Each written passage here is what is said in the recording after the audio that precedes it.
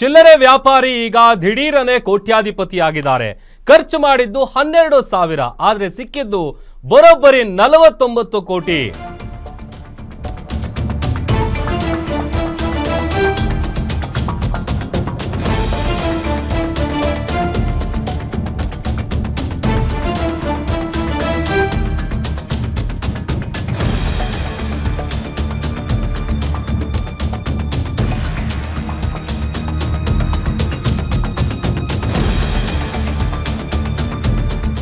ನೋಡಿ, ಅದೃಷ್ಟ ಅಂದ್ರೆ ಇದೆ.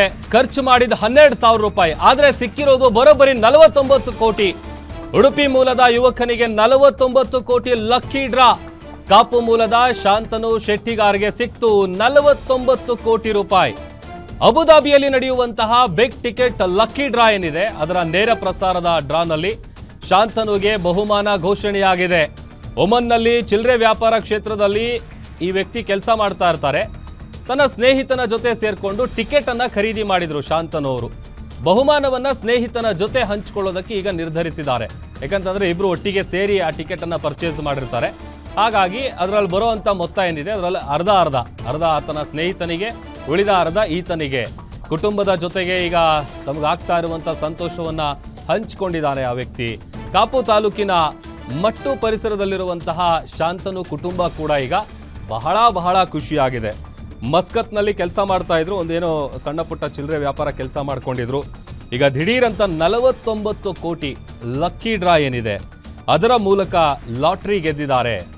ಕುಟುಂಬದ ಜೊತೆಗೆ ಶಾಂತನು ಅವರು ತಮಗಾಗ್ತಾ ಇರುವಂಥ ಖುಷಿಯನ್ನ, ಸಂತೋಷವನ್ನ ಹಂಚಿಕೊಂಡಿದ್ದಾರೆ. ಮತ್ತೊಂದು ಕಡೆ ಆತನ ಕುಟುಂಬಸ್ಥರಿಗೂ ಕೂಡ ಬಹಳ ಖುಷಿ. ಯಾಕಂತಂದ್ರೆ ಸಣ್ಣ ಪುಟ್ಟ ಕೆಲಸ ಮಾಡ್ಕೊಂಡಿದ್ದಂಥ ವ್ಯಕ್ತಿಗೆ ದಿಢೀರಂತ 49 ಕೋಟಿ, ಅದು 12,000 ರೂಪಾಯಿ ಖರ್ಚು ಮಾಡಿ ಟಿಕೆಟ್ ತಗೊಂಡಿರ್ತಾರೆ ಆ ಶಾಂತನು ಮತ್ತೆ ಆತನ ಸ್ನೇಹಿತ ಇಬ್ರು. ಅದರ ಲಕ್ಕಿ ಡ್ರಾ ನೇರ ಪ್ರಸಾರ ಏನಿರುತ್ತೆ, ಆ ಸಂದರ್ಭದಲ್ಲಿ ಆತನಿಗೆ 49 ಕೋಟಿ ಲಾಟ್ರಿ ಹೊಡೆದಿದೆ. ನೋಡಿ, UAE-ನಲ್ಲಿ ಬಿಗ್ ಟಿಕೆಟ್ ಏನಿದೆ ಅದು 1992ರಿಂದ ಪ್ರಾರಂಭ ಆಗಿರೋದು. ಈ ಟಿಕೆಟ್ ತಗೊಂಡಿದ್ದ ಅಂಥವರಿಗೆ ಒಂದಷ್ಟು ಸೀರೀಸ್ ಇರುವಂಥ ನಂಬರ್ಗಳಿರುತ್ತೆ. ಯೂಶಲಿ ಲಾಟ್ರಿ ತಗೊಂಡಂಥ ಸಂದರ್ಭದಲ್ಲಿ ನಾವು ನೋಡ್ತೀವಲ್ಲ, ಅದೇ ರೀತಿಯಾಗಿ. ಆಮೇಲೆ ಇಲ್ಲಿ ಇನ್ನೊಂದು ವಿಶೇಷತೆ ಏನು ಅಂತ ಅಂದರೆ, ಹೆಣ್ಮಗು ಜನನ ಮನೆಗೆ ಸಾಕ್ಷಾತ್ ಲಕ್ಷ್ಮೀ ದೇವಿನೇ ಬಂದಿದ್ದಾಳೆ. ಸಹಜವಾಗಿ ಎಲ್ಲರೂ ಮಾತನಾಡುವಂಥ ಸಂದರ್ಭದಲ್ಲಿ ಹೇಳ್ತಾರೆ, ಮನೆಗೆ ಹೆಣ್ಮಗು ಹುಟ್ಟಿದ್ರೆ ಒಂದು ರೀತಿ ಲಕ್ಷ್ಮಿ ಬಂತು ಬಿಡಪ್ಪ ಅಂತ. ಅದು ಇಲ್ಲಿ ತೇಟ್ ನಿಜ ಆಗಿದೆ. ತಿಂಗಳ ಹಿಂದಷ್ಟೇ ಹೆಣ್ಣು ಮಗುವಿನ ತಂದೆ ಆಗಿರ್ತಾರೆ ಶಾಂತನು ಅವರು.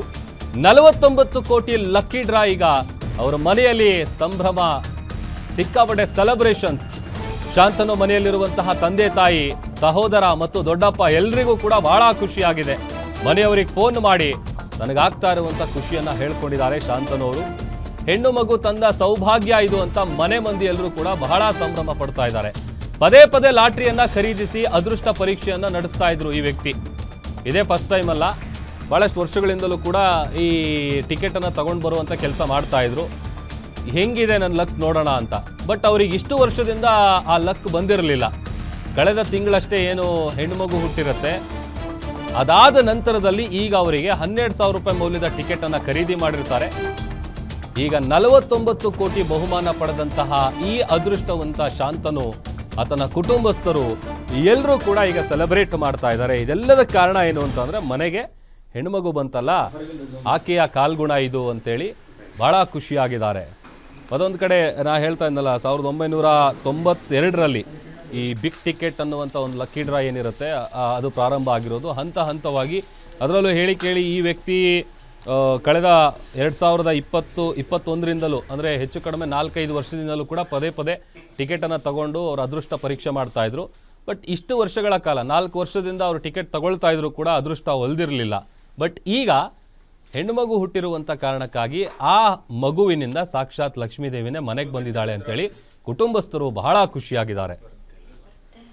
ನಮ್ಮ ಖುಷಿ ಅಂದರೆ ಈ ಎಲ್ಲ ಖುಷಿ ಕೊಟ್ಟದ್ದು ನಮ್ಮ ಮನೆ ದೈವದೇವರು.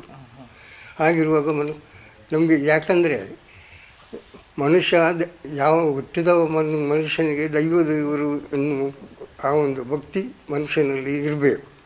ಹಾಗಿರುವಾಗ ನಾವು ದೈವದೇವರಲ್ಲಿ ಯಾವಾಗ ನಾವು ಭಕ್ತಿಯನ್ನು ಇಡ್ತೇವೆ, ಹಾಗಿರುವಾಗ ನಮಗೆ ಅದೃಷ್ಟ ಉಳಿಯುವುದರಲ್ಲಿ ಸಂಶಯ ಇಲ್ಲ. ಯಾವ ಕಷ್ಟ ಬಂದರೂ ದೇವರು ಪರಿಹರಿಸ್ತಾನೆ ಎನ್ನುವಂಥ ಒಂದು ನಂಬಿಕೆ ನಮ್ಮಲ್ಲಿ ಉಂಟು. ಈಗ ಮೊಮ್ಮಗಳು ಅಂದರೆ ಮೊಮ್ಮಗಳು ಹುಟ್ಟಿದ ಕ್ಷಣ ನಾನು ಹೇಳಿದ್ದೇನೆ, ಮಗನಿಗೆ ಹೇಳಿದ್ದೇನೆ, ಮಗ ಭಾಗ್ಯಲಕ್ಷ್ಮಿ ಬರ್ತಾಳೆ. ಹಾಗಿರುವಾಗ ಆ ಮಗುವಿಗೆ ಭಾಗ್ಯಲಕ್ಷ್ಮಿ ಅಂದರೆ ಹೆಸರು ಇಡಬೇಕು. ಯಾಕಂದರೆ ಈ ಹೆಣ್ಣು ಮಗಳು ಅಂದರೆ ಹೇಳಿದರೆ ಮನೆಗೆ ಒಬ್ಬರು ಭಾಗ್ಯಲಕ್ಷ್ಮಿ ಅಂತ ಹೇಳ್ತಾರೆ. ಅದೇ ರೀತಿಯಲ್ಲಿ ಇದೆಲ್ಲ ಆಗಿ ಹೋಯಿತು ದೇವರ ದಯೆಯಿಂದ. ಇಷ್ಟೇ ನಾನು ಹೇಳ ಬಯಸ್ತೇನೆ. ನಮ್ಗೆ ಖುಷಿ. ಸೊ ಈ ಲಾಟ್ರಿ ಸಿಕ್ಕಿದ್ದು ಭಾಳ ಖುಷಿ ಆಗ್ತಿದೆ ನಮಗೆ. ಈ ಮಾಹಿತಿ ವಾಟ್ಸಪ್ ಮೂಲಕ ಡ್ರಾ ಆದ ದಿನವೇ ನಮಗೆ ತಲುಪಿದೆ. ಸೊ ಅವರು ಒಂದು ಅಂದಾಜು 49 ಕೋಟಿ ವಿನ್ನಿಂಗ್ ಅಮೌಂಟ್ ಇದ್ದಿದ್ದು. ಸೊ ಈ ಥರ ಅದೇ ಅವರು ಒಂದು 7-8 ವರ್ಷಗಳಿಂದ ಮಸ್ಕತ್ನಲ್ಲಿ ಕೆಲಸ ಮಾಡ್ತಾಯಿದ್ರು. ಸೊ ಇಲ್ಲಿ ಕೂಡ ಅವರು ಸ್ಟಡೀಸಲ್ಲಿ ಆಗಲಿ ಸ್ಪೋರ್ಟ್ಸಲ್ಲಿ ಆಗಲಿ ಅವರು ತುಂಬ ಒಳ್ಳೆಯದಿದ್ದರು. ಹಾಗೆ ಅಲ್ಲಿ ಒಂದು 5 ವರ್ಷಗಳಿಂದ ಈ ಟಿಕೆಟನ್ನು ತಗೊಳ್ತಾ ಬರ್ತಿದ್ರು ತನ್ನ ಸ್ನೇಹಿತರೊಟ್ಟಿಗೆ. ಸೊ ಅದೇ ಈ ಒಂದು ದೇವರದು ಆಶೀರ್ವಾದ ಆಗಲಿ ಅಥವಾ ಮಗಳು ಹುಟ್ಟಿದ ಒಂದು ಗಳಿಗೆಯಲ್ಲಾಗಲಿ ಭಾಳ ಅದೃಷ್ಟ ತಂದಿದೆ. ಗೆದ್ದಿರುವ ಖುಷಿಯಲ್ಲಿ ಒಳ್ಳೆ ಆಗ್ತದೆ. ಮತ್ತು ದೇವದೇವರಲ್ಲಿ ಆಶೀರ್ವಾದ ಯಾವಾಗಲೂ ಇರಬೇಕು ಮಕ್ಕಳಿಗೆ. ನಾನು ಅದನ್ನೇ ಕೇಳೋದು, ಯಾವಾಗಲೂ ನಾನು ಒಂದು ಬಯಸೋದಷ್ಟೇ ಮಕ್ಕಳಿಗೆ ದೇವರು ಎಲ್ಲಿ ಹೋದರೂ ಒಳ್ಳೆ ರೀತಿಯಲ್ಲಿ ಕಾಪಾಡಲಿ, ಎಲ್ಲಿ ಹೋದ್ರು ಅಂತ ಅಷ್ಟೇ. ಮತ್ತು ಲಾಟ್ರಿ ವಿಷಯದಲ್ಲಿ ಅಂದರೆ ನನಗೆ ತುಂಬ ಖುಷಿ ಆಯಿತು. ಮೊಮ್ಮಗಳು ಬಂದೆಲ್ಲ ನಾನು ಒಂದ್ಸಲ ಹೇಳಿದ್ದೆ ಅವನ ಹತ್ರ, ಹೀಗೆ ಮಾತಾಡುವಾಗ ಕೂತ್ಕೊಂಡು, ಮಗ ಈಗ ನಮಗೆ ಲಾಟ್ರಿ ಹೊಡೆದ್ರೆ ಏನು ಮಾಡೋದು ಅಂತ ನೋಡುವ ಅಂತ ಹೇಳಿದ್ದಾನೆ ಅಷ್ಟು. ಇಲ್ಲ ನಾವು ಬೈಲಿಲ್ಲ ಅವನಿಗೆ, ಅದು ಮೊದಲಿಲ್ಲದ ಅಭ್ಯಾಸ ಇತ್ತು ತಗೊಳ್ಳೋದು. ಯಾವಾಗ ನಾನು ಹೇಳಿದೆ ತಗೋ, ಯಾವಾಗಲೂ ಒಂದ್ಸಲ ಆದರೂ ಸಿಗ್ತದೆ, ಖುಷಿ ಆಗ್ತದಲ್ಲ ಎಲ್ಲರಿಗೆ. ಎಲ್ಲರ ಫ್ಯಾಮಿಲಿಯವರು ಈಗ ಫೋನ್ ಮಾಡಿದ್ರು ನಿನ್ನೆ ಇಲ್ಲ ನಮಗೆ ಎಲ್ಲರಿಗೆ ಒಳ್ಳೆ ಆಲ್ ದ ಬೆಸ್ಟ್ ಅಂತ. ಅದಕ್ಕೆ ನಾವು ಹೇಳಿದೆ ಫಸ್ಟ್ ಟೈಮ್ ಅಲ್ಲ ನಮ್ಮ ಫ್ಯಾಮಿಲಿ ಸಿಗೋದೇ ಫಸ್ಟ್ ಟೈಮ್. ನನಗೆ ತುಂಬ ಖುಷಿ ಆಯಿತು. ಮಕ್ಕಳಿಗೆ ಅವರಿಗೆ ಸಹ ಅವರ ಅಪ್ಪನಿಗೆ ಇದ್ರೆ ಸಹ ಅವರು ಸಹ ಹೇಳ್ತಿದ್ರು ತುಂಬ ಖುಷಿ ಆಗ್ತದೆ. ನಿನ್ನೆ ಎಲ್ಲ ಫೋನ್ ಇವತ್ತು ಬೆಳಿಗ್ಗೆ ಈಗ ತನಕ ಬರ್ತಿತ್ತು. ಅವರು ಈಗ ಒಂದು ದೇವಸ್ಥಾನದ ಇನಾಗ್ರೇಷನ್ ಹೋಗಿದ್ದಾರೆ. ಮತ್ತು ನಮ್ಮ ದೇವರ ಆಶೀರ್ವಾದ ಇರ್ಬೇಕಂತ ನಾನು ಯಾವಾಗಲೂ ಹೇಳುದು ಮಕ್ಕಳ ಹತ್ರ. ಯಾವಾಗಲೂ ಇದು ಶಾಂತನು ಅವರ ಕುಟುಂಬಸ್ಥರು ತಮ್ಗೆ ಆಗ್ತಾ ಇರುವಂಥ ಖುಷಿಯನ್ನು ವ್ಯಕ್ತಪಡಿಸ್ತಾ ಇರುವಂಥ ಸಂದರ್ಭ ಗಮನಿಸ್ತಾ ಇದ್ವಿ. ಅಂದರೆ ಒಂದು ರೀತಿ ಡಬಲ್ ಖುಷಿ. ಒಂದು, ಮನೆಗೆ ಹೆಣ್ಮಗು ಬಂದಿರೋದು ಕಳೆದ ತಿಂಗಳಷ್ಟೇ, ಆ ಖುಷಿಯಲ್ಲಿದ್ದರು. ಅದಾದಮೇಲೂ ಕೂಡ ಅವ್ರ ತಾಯಿ ಹೇಳ್ತಾ ಇದ್ರಲ್ಲ, ಹೆಣ್ಮಗು ಹುಟ್ಟಿದಂಥ ಸಂದರ್ಭದಲ್ಲಿ ಮನೆಗೆ ಮೊಮ್ಮಗಳು ಬಂದಿದ್ದಾಳೆ ಅಂತ ಅಂದರೆ ಈ ಸಲ ಲಾಟ್ರಿ ಹೊಡೆಯೋದು ಗ್ಯಾರಂಟಿ ಅಂತ ಮಾತನಾಡ್ಕೊಂಡಿದ್ರಂತೆ. ಅದೇ ರೀತಿಯಾಗಿ ಅಂದರೆ 2021ರಿಂದ ಅಂದರೆ ಒಂದು 4-5 ವರ್ಷದಿಂದಲೂ ಕೂಡ ನಿರಂತರವಾಗಿ ಇದೇ ಥರ ಅದೃಷ್ಟ ಪರೀಕ್ಷೆನ ಮಾಡ್ಕೊಂಡು ಬರ್ತಾಯಿದ್ರು. ಬಹುಶಃ ಈ ವರ್ಷ ಲಾಟ್ರಿ ಹೊಡಿಬೋದು, ಈ ವರ್ಷ ಸಿಗ್ಬೋದು ಅಂತೇಳಿ ಅವರ ಆ ಒಂದು ಆಸೆ ನಿರೀಕ್ಷೆ ಅದು ಈಗ ಕಳೆದ ತಿಂಗಳಲ್ಲಿ ಹೆಣ್ಮಗು ಹುಟ್ಟಿದ ನಂತರದಲ್ಲಿ ಈಡೇರಿದೆ.